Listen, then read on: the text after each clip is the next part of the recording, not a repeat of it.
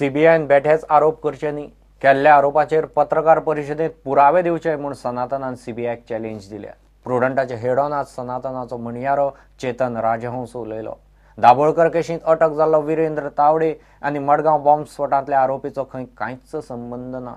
सनातनाचे फरारी साधकांनी पुलिसांक शरण येवचे म्हूण राजहंसान हेड ऑनात उलो मारला।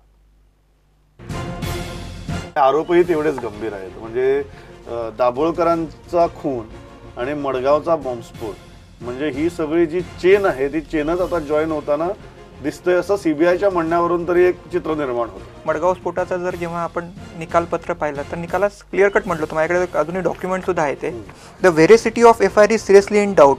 Fact stated in FIR appears to be manipulated with the intention to rope Sanatan Sanstha in the offence. इतकं क्लिअर कट आहे। मला सांगा, सीबीआय आज पहिलं तुम्ही धाड उद्या घालणार त्याची इनपुट आम आदमी पार्टीला देतं, त्यांचा आशिष खेतान पहिलं ट्विट करतो। म्हणजे तुम्हाला लक्षात यायला पाहिजे की सरकारचं त्या सीबीआयवर नियंत्रण आहे की नाही हे क्लिअर होतं। कुठेही सीबीआयने ऑफिशियल पत्रकार परिषद घेतलेली नाही आहे, कुठेही ते नाव सांगत नाही आहेत। हे सगळं प्लॅन्ड कॉन्स्पिरसी आहे ही सीबीआय आणि काही मीडियातले लोक यांनी तयार केलेली। गृहमंत्र्यांनी 9:30 वाजता स्फोट झाला आणि 10:30 स्टेटमेंट दिलं की सनातनच्या साधकांनी बॉम्बस्फोट घडवला। सगळं तपासाची दिशाच तिथे बदलली गेली। तुमचे काही साधक फरारी का आहेत? आज त्यांना फरारी घोषित केलंय। मी तुमच्या चॅनलवरून पण आवाहन करतो की जिथे कुठे ते सगळे फरार असतील तर त्यांनी यावं, न्यायसंस्थेचा आदर करावा, न्यायालयीन प्रक्रियेचा अनादर होऊ नये असं पाहावं आणि त्यामुळे जे संस्थेची मलिन होते एक प्रतिमा ती सुद्धा त्यानुसार सुधारेल। अगदी म्हणजे सीबीआय वाल्यांनी कुठे ऑफिशियल प्रेस कॉन्फरन्स घेतली आहे का? मला सांगा, याचा पुरावा द्या। हे सगळे कोर्टात पुरावे जेव्हा येतील तेव्हा त्याची छाननी होईल, त्याच्यानंतर या सगळ्या प्रक्रिया होतील। तुमचं सीबीआयला सरळ आवाहन आहे की ज्या गोष्टी आतापर्यंत वृत्तपत्रात आलेल्या आहेत त्यांचे पुरावे पत्रकार परिषद घेऊन दाखवा आणि त्यानंतर ते जे आरोप आहेत ते तुम्ही सिरियसली घेणार। एक्झॅक्टली। मला सांगा, एखाद्या वर्तमानपत्राने उद्या मोदींवर आरोप केला तर मोदींनी जाऊन काय उत्तर देतं त्याचं? तुझा मुद्दा काय आहे की सीबीआयने जर ह्या गोष्टी खऱ्या असतील तर पत्रकार परिषद घेऊन पुरावे लोकांसमोर ठेवावेत, न्यायव्यवस्थेसमोर ठेवावेत किंवा लोकांसमोर ठेवावेत, कुठेही ठेवावेत। संस्थेला काही प्रॉब्लेम नाही, काय नाही प्रॉब्लेम।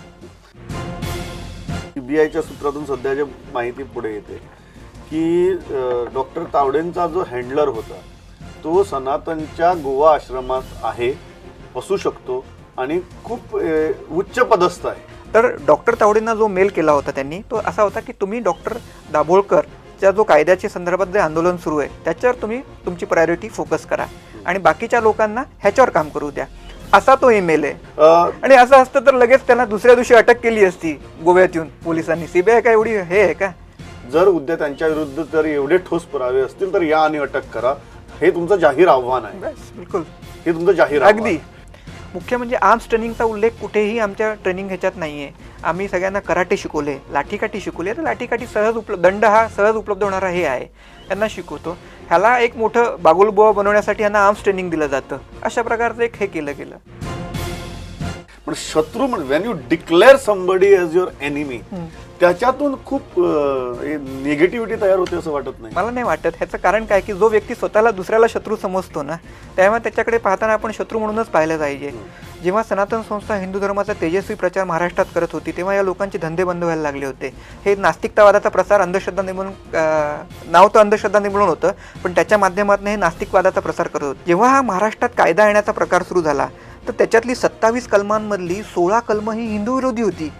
सत्यनारायणाची पूजा करायची नाही, त्या क्षणापासून हा कडवटपणा सुरू झाला। कडवटपणाचा प्रश्न नाहीये, ते धर्माचा प्रसार करत असताना त्यांनी हिंदू धर्मावर प्रचंड मोठी टीका केली। त्यामुळे आम्ही सनातन प्रभातमध्ये त्यांच्या गोष्टींवर विरोध केलेलाच होता, तत्पूर्वीही केला होता। त्यामुळे तो वैचारिकच लढा कायम होता आणि तो शेवटपर्यंत 2013 मध्ये जेव्हा ते जात होते तेव्हापर्यंत तो लढा सुरू होता।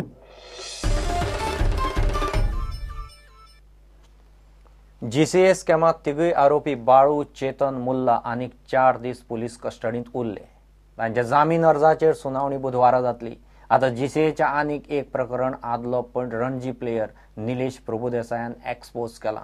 वर्स 2008 बीसीसीआयन धाडिल्ल्या 5.87 कोटीची एंट्री जीसीएच्या खात्यांत मेळना म्हूण निलेशान पोलीस कंप्लेन घाल्या। तातूंतय खंय हेच त्रिकूट आसूये। चेतन देसाय, बाळू फडके आणि अकबर मुल्लाचे जामीन अर्जाचेर सुनावणी आता बुधवारा जातली। कोर्टान तिगांकूय आनीक 4 दिसाचो पुलीस रिमांड दिला।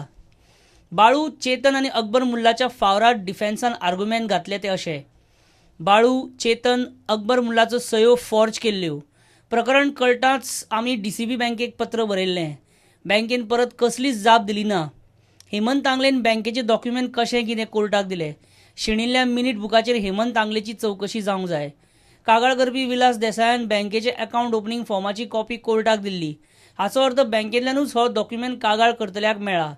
8 वर्सां उपरांत बँक ऑफिसराक अकाउंटाची म्हायती कशी, चवकशी जावंक जाय. पुलिसांनी कोर्टाकडे तिगांयची आनीक 7 दीस कस्टडी मागिल्ली. त्या खातीर पब्लीक प्रॉसिक्युटरान घाल्ले आर्ग्युमेंट ते अशे. आनीक खुबशे डॉक्युमेंट मेळपाचे आसात. तिगूय आरोपी चवकशेन सहकार्य करिनात. GCAचे कचेरेन कसलेच डॉक्युमेंट नात. तिगांच्या जामिना आड GCAच्या मेंबरांनी म्हणजे विलास देसाय, प्रसाद फातर्पेकार आनी हेमंत आंगलेन घाल्लो अंतरीम अर्जूय सोमारास सुनावणेक येवपाचो आशिल्लो. पूण कोर्टान विलास देसायाचोच अर्ज सुनावणेक घेवंक मान्यता दिली. बाकी दोगांचे अर्ज ह्या केशींतसून भायर मारल्यात. आतां विलास देसायाचो अर्ज बुधवारा कोर्टा मुखार येतलो. इतले मजगतीं 2008 GCAन BCCI कडल्यान आयिल्ले सुमार 6 कोटीची एंट्री दाखयल्ली ना. ह्याय प्रकरणांत बाळू, चेतन आनी अकबर मुल्लाचो हात आसूये म्हूण आदलो रणजी प्लेयर निलेश प्रभुदेसायाक दुबाव. ह्या प्रकरणांत ताणें पुलीस कंप्लेन केल्या. हो जो स्कॅम जाल्लो आसा 5 crores 87 lakhs an odd amount 87 lakhs 22,055 हो स्कॅम GCA भितर जो चेक आयिल्लो 31 March 2008 तो GCAचो चेक बॅलन्स शिटाचेर 2007 and 8च्या आनी 8 and 9च्या बॅलन्स शिटाक ना. सो 5 crores 87 ज्या मनशाक ताजे पयलीं वर्साक 2 crore 87 lakhsचो चेक जाणें जसो DCBक घालो. म्हजें एलिगेशन अशें आसा की 5 crore 87 lakhsचो होय बी चेक ताणें खंयचे तरी बँकेक घाल्लो आसपा जाय, खंयचे तरी नवीन बँकेक ओपन केल्लो आसपा जाय. कारण हेंच जें त्रिकूट जें पळय आतां जेलींक आसा तेंच त्रिकूट तेन्ना आशिल्लें. हेच 3 जाण आशिल्ले तेन्ना. सो म्हजें एलिगेशन आसा की ह्या तुगेले चॅकाचें इन्वेस्टिगेशन जावपा जाय. ह्या गोंयच्या खंयच्या बँकेक तो ओपन केल्लो आसा तें जावपा जाय. GCAचो रेकॉर्ड चॅक करपा जाय इन्वेस्टिगेशन ऑथॉरिटीन. प्लस BCCIचो रेकॉर्ड चॅक करपा जाय. BCCIतल्यान कितले आयल्या ते. Plus chartered accountant which is very important institution. जो चार्टर्ड अकावंटंट GCAचे अकावंटींग करतालो, चार्टर्ड अकावंटंटाचें इन्वेस्टिगेशन करपाचें सामकें गरजेचें आसा. प्रुडंटा खातीर सिनियर रिपोर्टर मुकेश कुमार आनी विजय चेतन गवस. इन्व्हेस्टमेंट प्रमोशन बोर्डान 14 प्रपोजलांक सोमारात तत्वता मान्यताय दिल्या.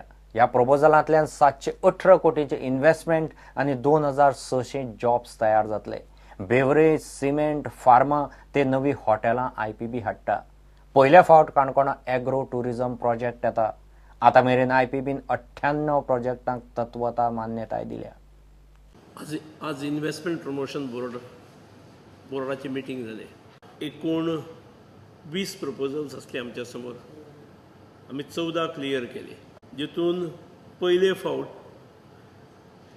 काणकोणा एक एग्रो टुरिझम प्रोजेक्ट येता. हाच्या शिवाय 2 इलेक्ट्रॉनिक्स प्रोजेक्ट, त्या दोनांत एक ESDM पयले फावट, बिवरेजीचे 2, सिमेंट 1, फार्मास्युटिकल 3 आणि मॅन्युफॅक्चरिंग 2 आणि हॉटेल्स 3. एकूण इन्व्हेस्टमेंट 718 कोटी आणि job potential 2608. With this, the total projects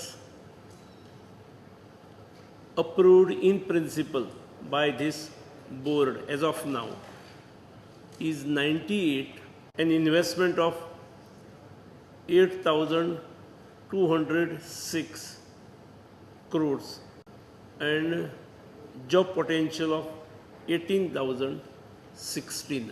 Jobs जातले किंवा जातात. टिका मारणारो म्हणटलो खंय आसात ते जॉब. पूण प्रपोजलाक एकदां मान्यता दितकीर बहुतेक प्रपोजल हे नव्यान सुरू जाणारे असतात आणि त्यामुळे प्लिंथा कडल्यान सुरू जावप जॉब खंय खंय जाल्यात जे एक्सपान्शनाचे प्रोजेक्ट असले थंय आतां पर्यंत जॉब जावंक लागल्यात नुकतेच सादारण 9-10 एक्सपान्शनाचे प्रोजेक्ट कंप्लीट जाल्यात सुरू जाल्यात आणि नवो एक जाला न्ही ते ब्रिवेरीज हय वरून ब्रिवरीज जितून 50 ITI भुरगे लागल्यात त्यामुळे प्रत्यक्ष जॉब दिसनान ही गजाल खरी आसा पूण jobs are in the process of creation.